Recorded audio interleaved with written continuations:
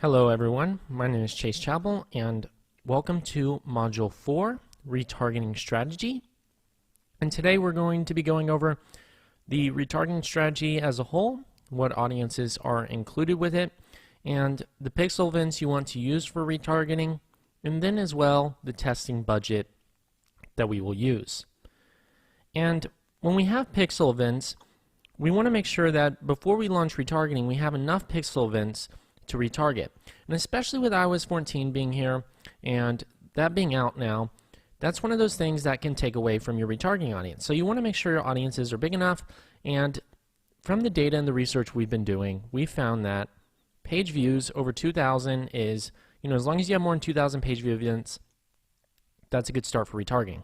And then for content views, we're looking at 1,000 plus, add to cart 500 plus, and then purchase retargeting 300 plus. And a purchase retargeting is essentially you retargeting an audience who's already purchased from you and you offering them additional items that you might already have or additional services. You're essentially upselling them, cross-selling them, or selling them a product that they might have already bought from you before, except you're trying to get them to buy it for somebody else. So when we look at our pixel events, you want to go into your actual ads manager, go to your pixel, and look at your events to see how much data you have. Because it's really important that we have the right amount of data in order for us to really start with retargeting testing. And in this case, the view content looks like it's at 8.8 thousand in the last 28 days, so that's fine with us. Retargeting for the add to cart has about 2,200 add to cart, so that's also a great metric. We're going to go ahead and exclude not targeting initiate checkout, because a lot of times people have stores where people will visit that store and they'll just choose the buy now button and it skips the initiate checkout, and then other people have different avenues for when somebody adds the cart. They don't necessarily initiate checkout from there forward, so that event is kind of skewed, so we're going to go ahead and avoid that specific audience. And then for purchase, we're going to also retarget that if they have over 300 plus, and in this case we have 394, so therefore we're going to create an audience. So let's go ahead and get into it. You're going to go to your ads manager, you're going to hit create, and we're going to start with a conversions campaign, and we're going to go ahead and choose continue. We're then going to turn on our naming templates like we had previously. This is not going to be a CBO campaign. This is just going to be our retargeting. And then what we're going to do is hit next. We're going to choose website because that's where we want people to go. We're going to choose our pixel, and we're going to choose our purchase conversion event. We don't want to optimize for anything other than purchases. There we go. Now we're going to set our daily budgets to 5, because keep in mind, it's very likely you'll reach this entire audience very quickly, so you don't really need a very high budget to begin with on retargeting. In this audience, we're going to go ahead and exclude purchase 180 day, because if they've already purchased, we don't want to have to retarget those people. And then we're going to do include, and we're going to start with our page view audience if we have one. So custom audience, and we're going to go ahead and do a page view. Let's hit create custom audience. We're going to do a page view 180 day.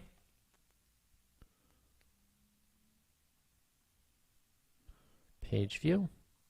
And then we're going to do 180 days, so that way we get the most amount of data in there, because that's going to give us a big retargeting audience to pull from. Then we're going to do 180 days.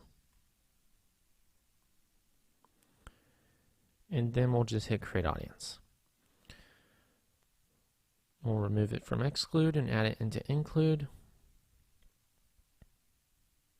Alright, so now we have our page view 180 day, and as you can see, Facebook's also stating the audience size may have decreased because some people might not be included, so therefore we want to go for a higher time range so that way we can get the most amount of people in here as possible.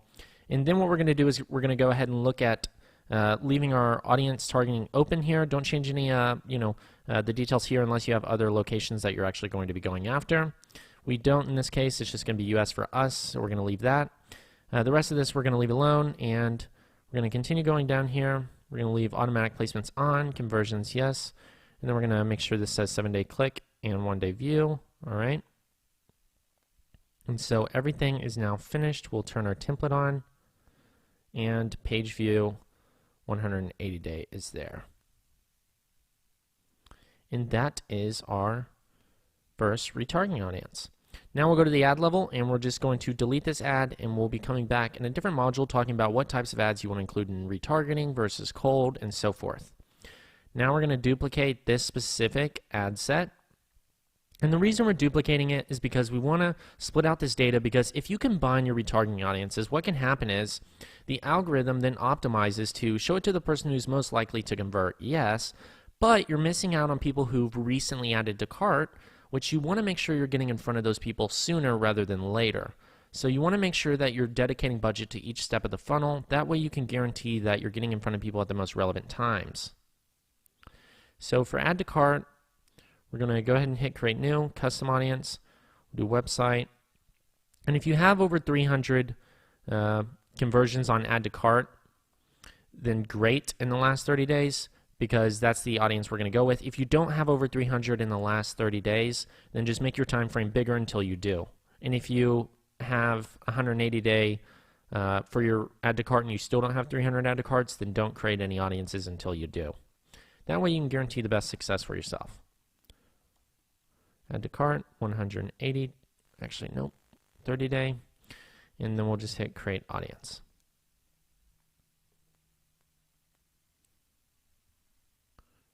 I'm going to add this here, remove page view, and now we can scroll down, and this is finished. And then we'll move along to our next audience. We don't need this copy here. We'll continue scrolling down. Our next one is going to be our content view. Now, a lot of times what you can do is if you set up a dynamic retargeting, you could do a content view and add to cart, but we'll be covering that in a different module as well. So we'll do custom audience, website, view content, and we're going to do 60 day on this one just so that way we get a little bit more data.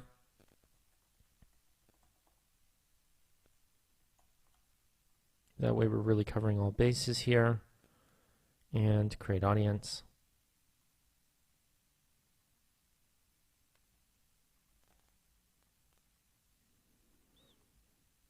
And that audience is now here. And then finally what we're going to do next is we're going to duplicate this audience one more time, and we're going to create our purchase 180 day. And essentially we're covering one, we're covering a higher part of the funnel, and two, we're covering a lower part of the funnel, which is retargeting people who've already purchased before, which is really great for us because now we can get people to buy multiple times. So this is a purchase 180 day, and we're not excluding anything here because these people have already purchased before, so we want to make sure that we're now just solely going after them because people buy from brands multiple times. You're doing a great disservice to yourself by not retargeting people who've already purchased from you in the past. They're already customers of you. They've already enjoyed the product or service that you provided them, and they might want to recommend it to friends, family, leave a review on your ad. They might even want to purchase again for themselves. So you want to give them this opportunity so that way you can really maximize your results and give them more opportunities to buy from you. Great brands know this, and they spend a lot of money on retargeting current customers because they know the lifetime value of this is very, very valuable. And so you really want to focus on this if you want to be a great Facebook advertiser. Many people forget this audience and never cater to people who purchased from them in the past. And that is a heavy mistake. So once you've added the purchase 180 day, you can go ahead and remove these words that say copy, just so that way it's all clean. And these are the 4 audiences that are ready to go for retargeting.